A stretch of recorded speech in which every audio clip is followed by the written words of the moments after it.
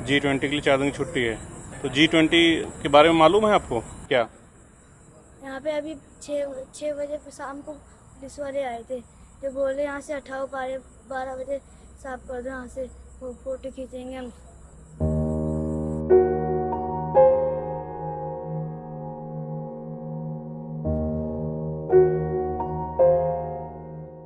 तो क्या हम यहाँ के नागरिक नहीं हैं? अचानक से आकर के आप देख रहे हो कि हमारे सारे सामान लगे हुए हैं, लोग डरे हुए लोग हैं कि हम आधी रात में जाएंगे कहाँ। उन्होंने तो आकर 1 मिनट में बोल दिया कि यहाँ से खाली करके जाइए। एक बात बताइए, वो कहते 3 दिन मत आना और कहीं जाके छुप जाओ, कहाँ छुपे?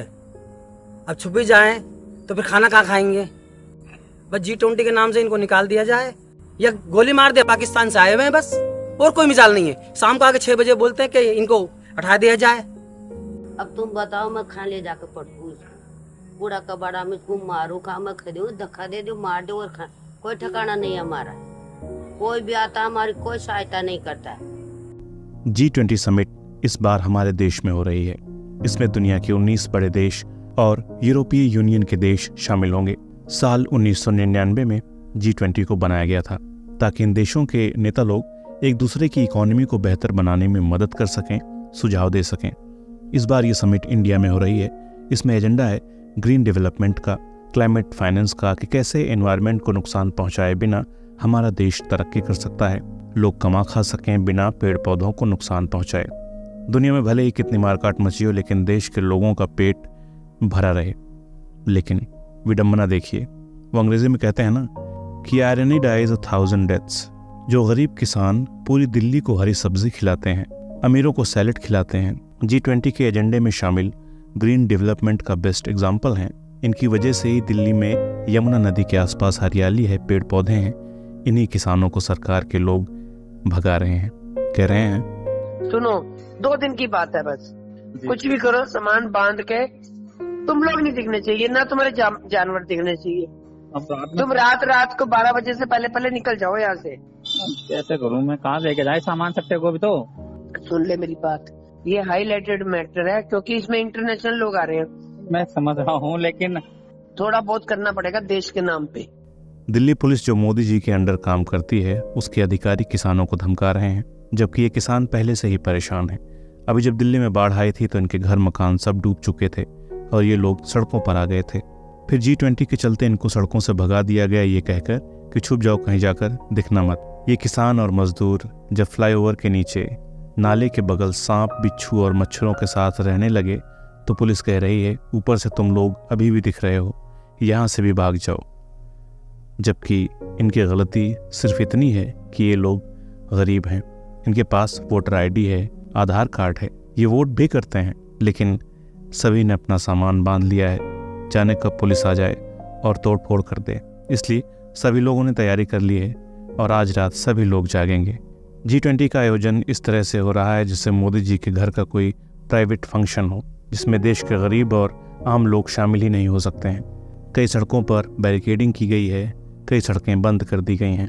मुल्क के इस हालात पर कवि दुष्यंत कुमार की कुछ लाइनें याद आ रही हैं कि खास सड़कें बंद हैं तब से मरम्मत के लिए, ये हमारे वक्त की सबसे बड़ी पहचान है। कल नुमाइश में मिला वो चीथड़े पहने हुए, मैंने पूछा नाम तो बोला कि हिंदुस्तान है, मैंने पूछा नाम तो बोला कि हिंदुस्तान है। तो पूरा देश जो है ना वो G20 की खुशी मना रहा है, आप कैसे देखते हो? तो हमें हमारे लिए तो गम है ना कि हम खुशी कैसे बनाएंगे। हमें अठाने रहने के लिए जगह नहीं है हमारे पास, पुल के नीचे रह रहे हैं, यहाँ से भी कहते हैं कि यहाँ से भी जाओ, तो जाए तो कहाँ जाए हम यहाँ इतने पुराने रहते हैं, हमारे बड़े बूढ़े थे जो खेती बाड़ी करते थे यहाँ पर। कह रहे हैं कि देश में, दुनिया में नाम होगा इंडिया का G20 से। तो नाम तो हम जब माने ना कि गरीबों के लिए कुछ करे सरकार, हमारी सरकार ही निकम्मी है, तो हम क्या माने सरकार को? क्या हो रहा हमारे लिए? कुछ नहीं हो रहा गरीबों के लिए यहाँ पर। जो भी हो रहा अमीरों के लिए हो रहा है, गरीबों के लिए कुछ नहीं है यहाँ पर। हाँ सब कुछ देते हैं हमारे पास, राशन कार्ड है, पहचान पत्र है, सब है हमारे पास। वोट मांगने कोई आता है? हाँ आते हैं, वोट मांगने भी आते हैं, वोटों के टाइम पे वोट मांगने आते हैं, बाद में कोई नहीं आके देखता हमारी तरफ। ये दरियागंज में जो प्रवीण कुमार है हमारा MLA, ये हमारे लिए कभी कुछ नहीं करा इसने। तो प्रवीण कुमार जी तो बहुत शुरू से आपके आंदोलन में शामिल रहे हैं। शुरू में जब इनकी सरकार नहीं थी तो हमारे आंदोलन में आए थे, ये पुलिस ने भी पकड़ा इनको, मगर उसके बाद में जैसे जीत गए उसके बाद में हमें कुछ नहीं करते हमारे लिए ये। जब सरकार में नहीं थे तो बहुत कुछ करते थे, आते भी थे, हमारा साथ भी देते थे। जब से सरकार में हमारे लिए कुछ नहीं करते ये। जाते हैं पूछ रहे तो कहता है कि हमारे अंडर में है ही नहीं। ना तो हमारे लिए केजरीवाल कुछ कर रहा है, ना परवीन कुमार कर रहा है, ना मोदी जी कुछ कर रहे हैं हमारे लिए। मैं ये महसूस कर रहा था, देखिए जब मैं वहाँ पहुँचा, दो तरह से बात रखूँगा। मुझे ऐसा लगा कि ये जो वर्ग है क्या वो हिंदुस्तान का नहीं, ये जो आदमी है क्या वो हिंदुस्तान की जीडीपी में उसके कोई हिस्सा नहीं है, जो आदमी बैठा है क्या वो भारत का वो नागरिक नहीं जिसके सम्मान की रक्षा होनी चाहिए, उसकी आबरू नहीं है क्या।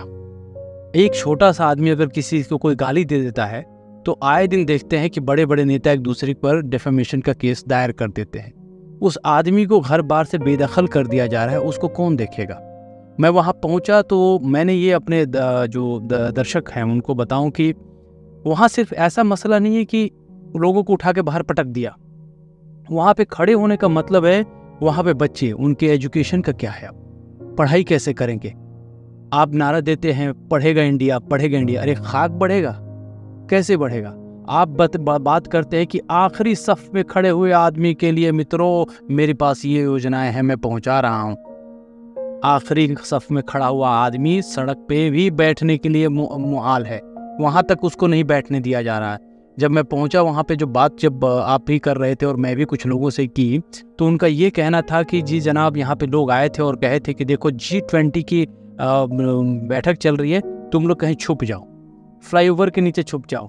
फिर किसी ने उनको रिपोर्ट दी कि नहीं जनाब ये तो फ्लाईओवर से भी दिखाई दे रहे हैं, ऊपर से भी दिखाई दे रहे हैं, तो बोला कि अब तुम यही जगह छोड़ के चले जाओ।